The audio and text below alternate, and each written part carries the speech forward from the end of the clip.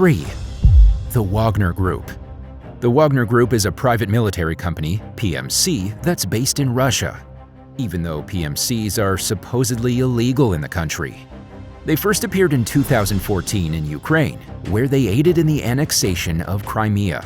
The group was also active in Ukraine's Luhansk region that same year, where they fought with Russian-backed separatists. The Wagner Group is thought to have been founded by Dmitriy Valeryevich Utkin, who's a veteran of the First and Second Chechen Wars. Until 2008 or 2013, Utkin served as brigade commander and lieutenant colonel of a special forces unit belonging to Russia's main intelligence directorate, which is commonly known by its former abbreviation, GRU. Upon leaving the military, Utkin started working for the Moran security group, which is a private company that was founded by several military veterans from Russia. Moran Security was involved in training missions and security jobs worldwide, and even specialized in security against piracy. Then, later on in 2013, the senior managers of the group were involved in setting up the Hong Kong-registered private military contractor known as the Slavonic Corps, which was responsible for headhunting contractors to protect pipelines and oil fields in Syria during the country's civil war. Utkin was then deployed there as a member of the Slavonic Corps, and luckily for him, he survived the disastrous mission.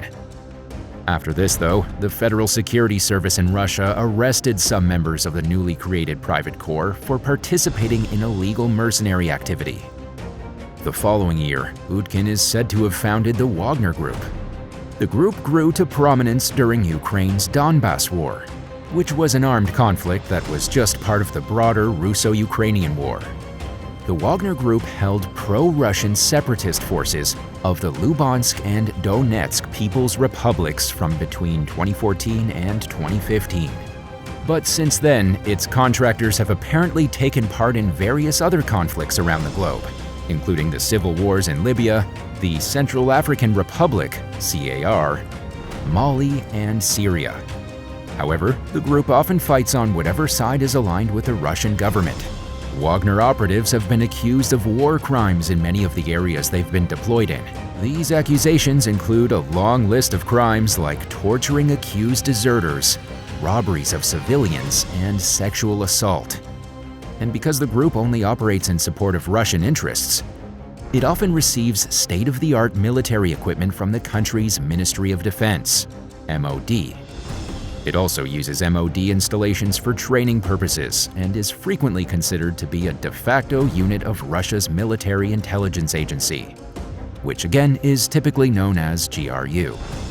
It's widely speculated nowadays that the Wagner Group is utilized by the Russian government to obscure from the public the true number of casualties and the financial costs of the country's foreign interventions. It reportedly played a significant role in the invasion of Ukraine, where, among other activities, it's been deployed to take care of or assassinate certain Ukrainian leaders. The mercenary group has allegedly even recruited convicts and prisoners for frontline combat. In December 2022, John Kirby from the Pentagon claimed that the Wagner Group had a total of 50,000 fighters in Ukraine, which included 40,000 convicts and 10,000 contractors.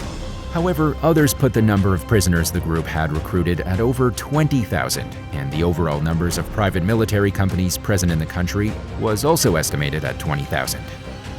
And years after denying he had any links to the group, businessman Yevgeny Prigozhin, who has close ties to Vladimir Putin, admitted in September 2022 that he may have helped create the paramilitary group. As we mentioned earlier, the Wagner Group has been accused of several war crimes in Africa and Syria. And some people are even claiming that the group is an unofficial part of Russia's military. Whether this is true or not isn't entirely clear, but the Wagner Group as a whole is shrouded in mystery, and they've basically become the Kleenex of Russian mercenaries. There seems to be multiple PMCs in the country that appear to be operating worldwide, including in Venezuela and other African hotspots, who might or might not be connected to the Wagner Group. Since the beginning of the war in Ukraine, Nearly 8,000 mercenaries from the PMC have been completely decimated after being deployed by Russia to the front lines of the conflict.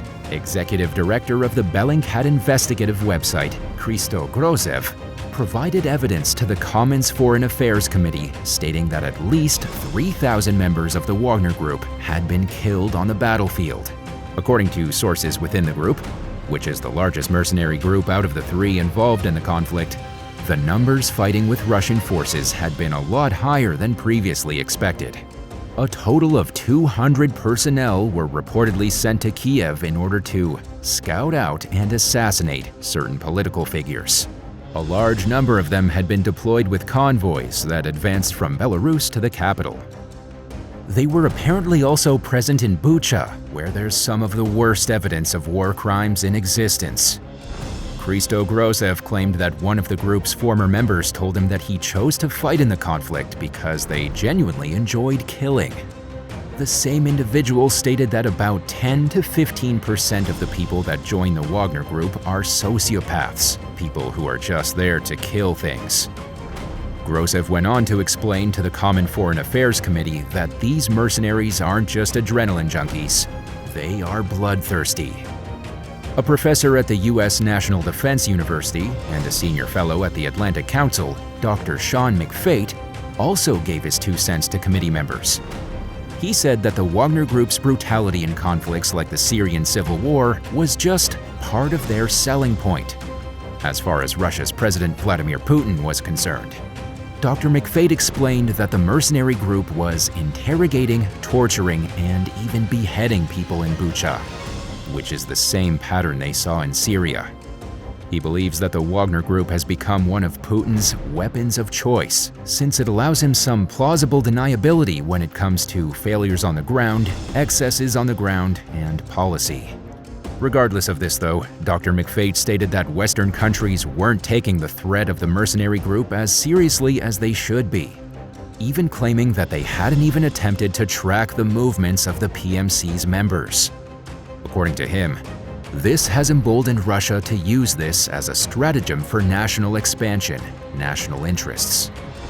He then went on to say that these mercenaries are seen as cheap Hollywood villains who pose no real threat to the US, but he claims they're far more dangerous than that. Grozev told the committee that imposing more sanctions on Yevgeny Prigozhin, the group's alleged head, known as Putin's chef, would have very little impact overall. He instead suggested that it may be more effective to go after individual group members who like to spend time with their families abroad during the holidays. He thinks that prohibiting these individuals from traveling internationally, at least to the Western world, would be far more beneficial than slapping another sanction on Prigozhin. Do you think it's more common than most people think for men to want to join a mercenary group such as the Wagner Group in Russia? Let us know what you think in the comments down below. And if you haven't already, be sure to subscribe to the channel. 2. Academy, aka Blackwater. Academy is the current name for the privately held security and training solutions provider that was previously known as Blackwater, Blackwater Worldwide, and most recently, XE. The company was initially founded back in 1997 and served both government and commercial interests across the world. It was originally founded in order to provide a training facility for regional and local law enforcement personnel. However, the organization had since expanded to offer security, risk assessment, and training solutions in both austere and stable locations all across the globe. Academy's areas of expertise range from urban assault to self-defense and VIP protection as well. According to mercenaryjobs.org, it's not all that uncommon for active-duty military members to seek out security jobs with the company. Academy has always been a private military company since it was first founded by Eric Prince and Al Clark in 1997.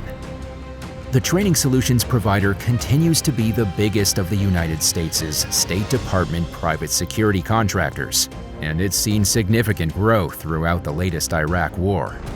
As the company expanded its operations, it was able to open its own research and development division, which has since been responsible for the development of the infantry mobility vehicle known as the Grizzly APC. as well as several other state-of-the-art military technologies. On March 2, 2009, CEO Eric Prince resigned from the company but remained a chairman of the board who's no longer involved in any of Academy's day-to-day operations. Following Prince's resignation, Joseph Yorio was named CEO and president of the company. Former CIA executive and head of the NSA, Bobby Ray Inman, was then appointed as the head of the board of directors.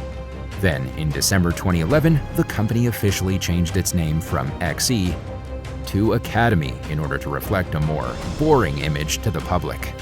Academy's security consulting originated from 9/11 back in 2001.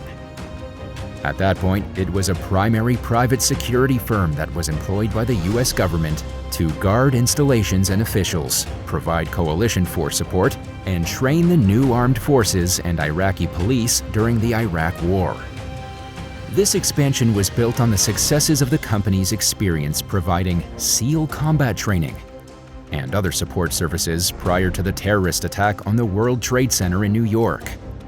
The CIA subsequently requested additional contracted security forces to be hired to augment the existing force structure. And because of this, Academy, Blackwater at the time, was one of a few companies that were in a position to expand and provide the services that were required by the US government. After the war in Iraq started, the demand for additional security staff that could handle high-risk protection details expanded significantly from the State Department. And as a result, Academy obtained a serious amount of work to fill the critical need for defense, and has also seen an exemplary record for keeping principals from being killed in the field. At the moment, the company's primary public contract is from the US State Department, which operates under the Bureau of Diplomatic Security's Worldwide Personnel Protective Services, WPPS. Academy, along with DynCorp International and Triple Canopy Inc., fill the current requirements from the State Department under this contract in countries like Bosnia, Iraq, Afghanistan, and Israel. 1. The RSB, Russian Security Systems. Russian Security Systems, otherwise known as the RSB Group, is a company that implements statutory objectives in high-risk areas, specifically in high-risk military terroristic operations. The actions of the RSB's members aren't assailant but restrictive, meaning they allow for preventative actions. These specific actions are required in order to be supported by any country's military forces. The RSB was founded by a military professional after gaining extensive and rich experience during work at the Tajik-Afghan border and the Russian Border Service. The group's activities are carried out strictly according to Russian and other countries' legislation, where the company strives to protect the interests of the Russian-owned establishments. According to the Who Are We tab on the RSB's official website, rsb-group.org, it's essential that the company stays out of armed conflicts, as they claim that they won't be hired by war groups. It also states that the group doesn't provide consultations to terroristic organizations. Russian Security Systems doesn't take part in governmental overthrows or actions that will eventually lead to the violation of human rights, conventions, and international laws. The RSB Group offers a variety of services for its clients, including protection of vessels from pirates, competitive intelligence, legal support, safety and technical protection, mine clearing, and more. However, one of the biggest aims of the group is centered around client protection. Members of the RSB work together in order to eliminate threats and provide safe working conditions for their patrons. This is all based on what's written on the company's website, but the group has made headlines recently for basically doing the complete opposite of what it claims to do online. In January 2023, it was reported by a journalist working for IntelligenceOnline.com that RSB is now making its move into Ukraine, seemingly following the Wagner Group's lead. There are apparently several private military companies that have been tasked with locating the president of Ukraine, Volodymyr Zelensky, and one of them just so happens to be RSB. It's unclear whether they plan to assassinate the president or not, but their involvement in the country's politics is unsettling, to say the least. Hopefully, if they do plan to take out Zelensky, they fail like the over a dozen other attempts made by mercenaries on his life since the war in Ukraine began back in late February 2022. Would you ever consider working for a private military company? Let us know in the comments down below. If you haven't already, be sure to subscribe to the channel and turn on those notifications to be notified every time we post a new video. Thanks so much for watching, and we'll see you next time. Bye.